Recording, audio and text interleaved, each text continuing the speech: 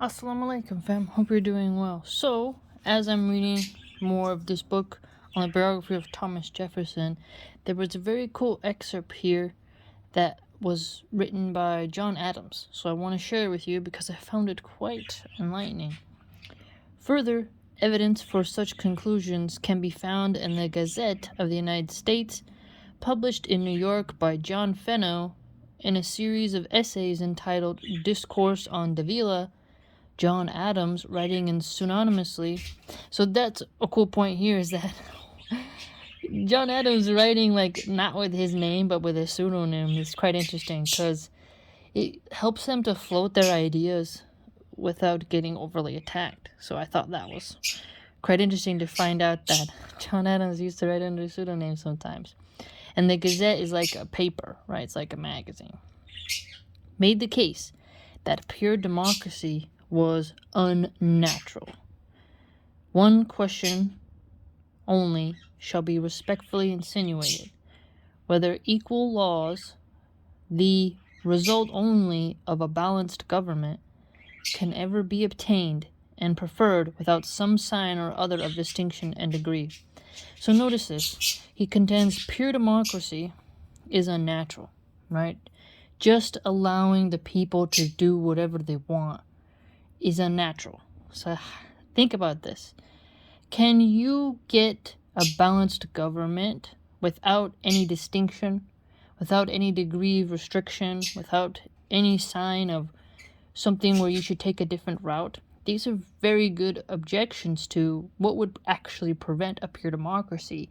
And if you did have a pure democracy, how can it be balanced without any type of restraints? You just let the people, the mob, to decide, right?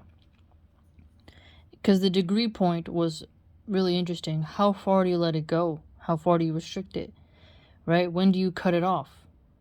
So if you can cut it off by degree, how is that, the democratic point? Because even if you have the democracy, you have to have some restrictions. So pure democracy where no matter what, the majority rules would be absurd, right? Adams continued, "We are told that our friends, the National Assembly of France, have abolished all distinctions, but be not deceived, my dear countrymen. Impossibilities cannot be performed. Have they leveled all fortunes, and equally divided all property? Have they made all men and women equally wise, elegant, and beautiful?" Now, that's really interesting point. So he's talking about France, right? Oh, we've abolished distinctions. We don't distinct anything. Well, he's contending right here, you haven't levied all fortunes. People still have more than others. So it's not really equal. And they'll have different values. So you are distinct if you have more fortune than someone else, just naturally through vision, through purchasing power, and control of capital, right? Further, property. So obviously property is a distinction. So how did they abolish all distinctions without dividing all property equally? Obviously in France, certain people had larger estates than others, right? This is the 17th century. So obviously in that time, not all land was divided equally amongst the population. So they haven't abolished distinctions here.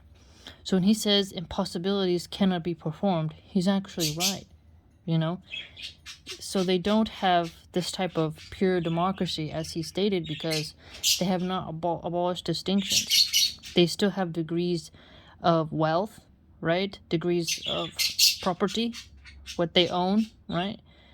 A hierarchy. Have they made all men and women equally wise, elegant, and beautiful? So here, this is a very unique point because he's pointing out humans are not even equal in intelligence, and they're not even equal in other attributes of elegance and beauty. So if you're going to have a pure democracy and you're going to let the unwise kind of derail you and not have any degree on that, it's going to cause problems. So if it's going to cause problems, you're not going to have a balanced government. Very, very telling. So that is Adams for us.